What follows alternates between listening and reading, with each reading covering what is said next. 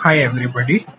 अब पेपर को सिर्फ 4 या 3 दिन बचा है, तो एक क्वेश्चन आपको पक्का पेडिग्री एनालिसिस से आएगा नीट 2026 में। नीट 2026 में आपको एक क्वेश्चन पक्का पेडिग्री एनालिसिस से आएगा। What is exactly pedigree analysis? Pedigree analysis is a method used to trace to find the inheritant trait और disease in the family across generation. मतलब हमारे फैमिली के जनरेशन में ऊपर से कोई भी डिजीज इनहेरिटेंट होके आ रही है, उसको हम फाइंड कैसे करेंगे? हम पेडिग्री एनालिसिस करते हैं। हम लोग फैमिली ट्री बनाते हैं, तो वैसा ही कुछ है ये पेडिग्री एनालिसिस। इसमें हमको पता लगाना है कि अगर डिजीज डोमिनेंट है या रेसेसिव है, या डिजीज ऑटोजोमल या एक्स लिंक्ड है। वाई लिंक्ड करके भी एक होता है, लेकिन वो नहीं है। ऐसा कुछ वाई लिंक्ड आपके सिलेबस में इतना नहीं है, और वो कैरियर है कि नहीं। उससे पहले आपको एनसीईआरटी में दिए गए सिंबल्स आपको याद रखने हैं।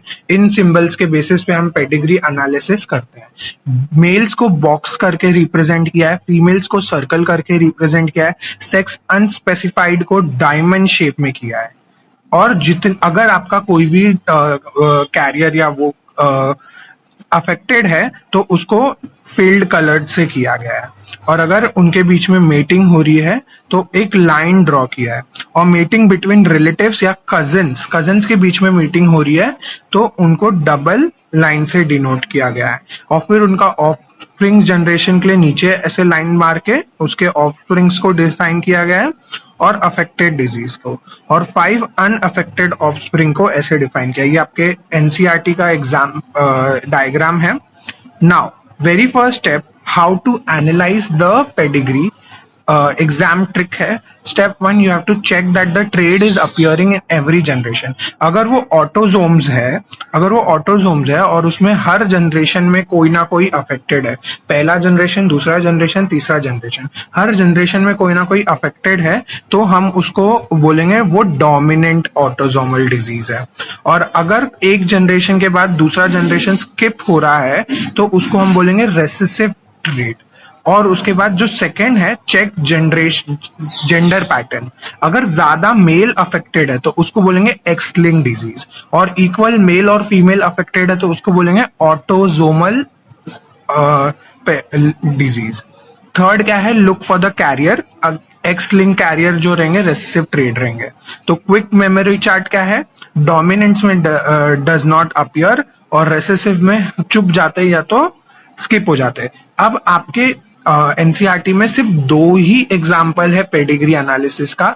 इसके बेसिस पे एक क्वेश्चन फिक्स आता है। तो पहला जो है वो ऑटोजोमल डोमिनेंट ट्रेड है, मायोस्टोनिया डिस्ट्रॉफी। इसमें आप देख सकते हैं कि जनरेशन स्किप कहीं नहीं हो रहा है। ये फर्स्ट जनरेशन है, ये सेकेंड जनरेशन है, और ये थर्ड जनरेशन है।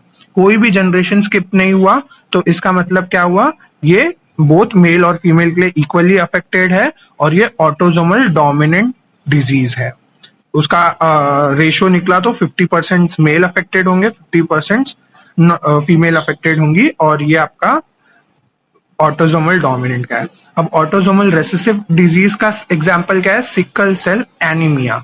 इसमें देखिए आपको पहला जनरेशन स्किप हुआ, दूसरा जनरेशन स्किप नहीं, दूसरे जनरेशन में डिजीज आ गई, तो यहाँ जनरेशन स्किप हुआ। इसकी वजह से ये आपका रेसेसिव ट्रेड हुआ, और रेसेसिव ट्रेड होने की वजह से इसमें 25% नॉर्मल आएंगे, 50 कैरियर आएंगे, और 25% अफेक्टेड आएंगे।